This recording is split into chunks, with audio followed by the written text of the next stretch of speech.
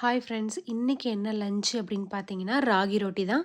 ராகி ரொட்டி எப்படி செய்யணும்னு பார்த்தீங்கன்னா, கடாயில எண்ணெய் ஊத்தி கடுகு, உளுத்தம்பருப்பு, கடலப்பருப்பு, வெங்காயம், கருவேப்பிலை, மல்லித்தழை, உப்பு எல்லாம் போட்டு நல்லா வணக்கி விட்டுட்டு, அப்புறமா கொஞ்சம் ராகி மாவையும் போட்டு அதுக்குள்ளேயே வறுத்தரணும்.